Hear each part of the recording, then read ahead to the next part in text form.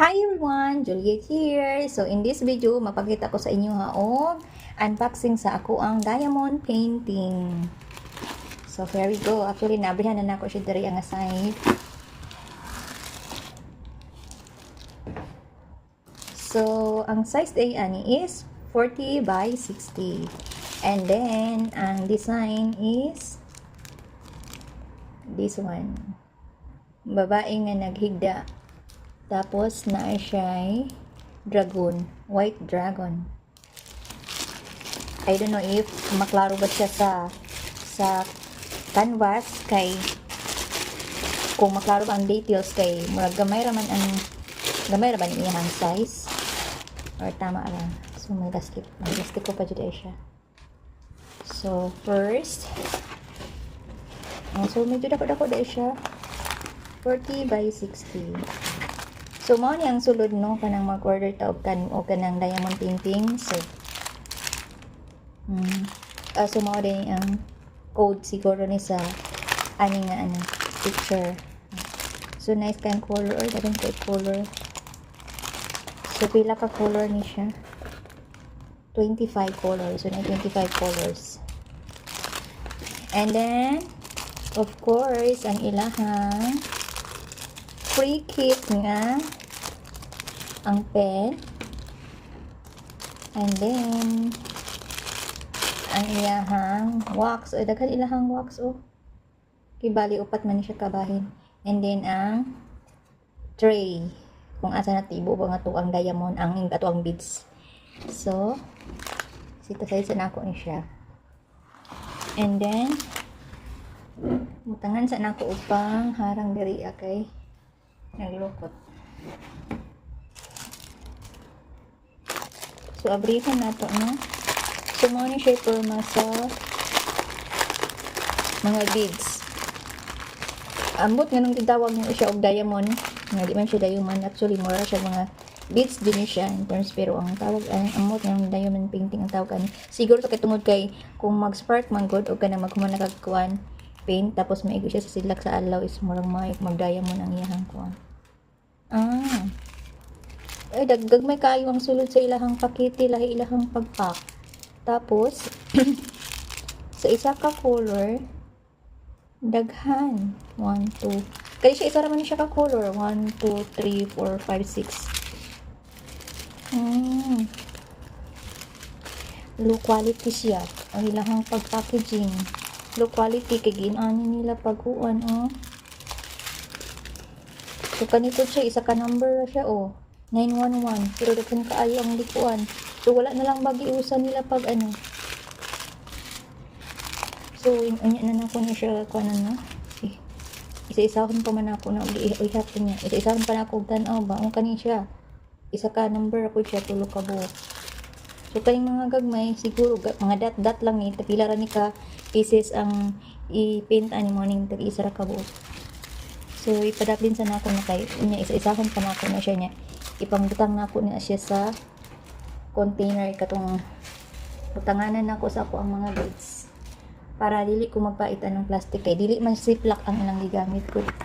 So karon so mao ni siya ang forma sa canvas. So mura siya gahigda din siya formahan ni. Gahigda siya, and then naay white, murag white dragon or something, murag anime mo gud ni siya nga character. Anime nga character. So mao na ni siya.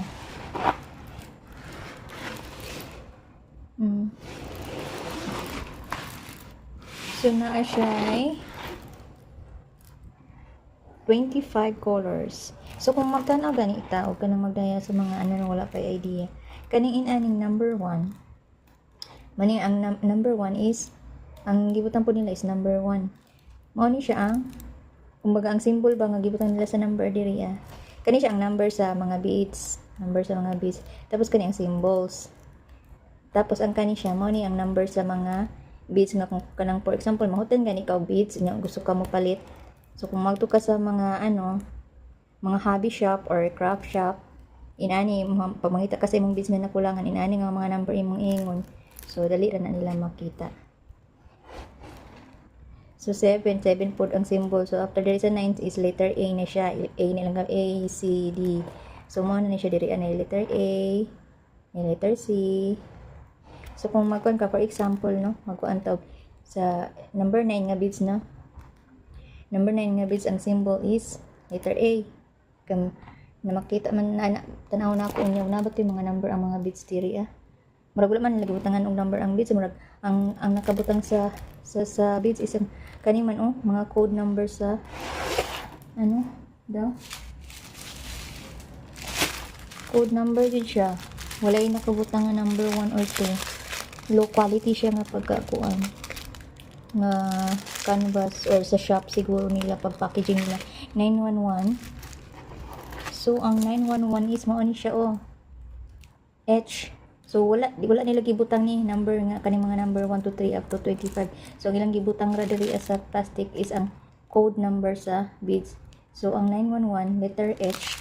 So kung sa canvas siya letter H. Nara ang letter H.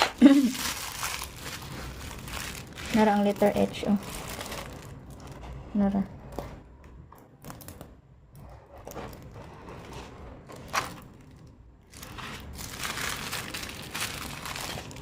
So, I'm not so happy with this canvas kay very low quality ang ilahang ang ilang pag-packaging is very walay ka effort. Tapos ang kani siyang printed ani niya.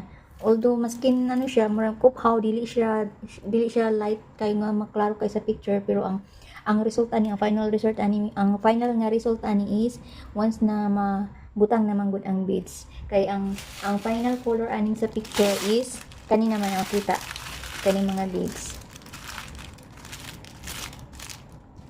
So that's it. Actually try na ko ni siya nga i-try na ko ni siya sugdan na ko ni siya para makita na ko kung unsa magustuhan ba nako siya kay kani effort kayo kailangan pa ko mag-effort ug ani or kulang nga po ang container sa ako ang beads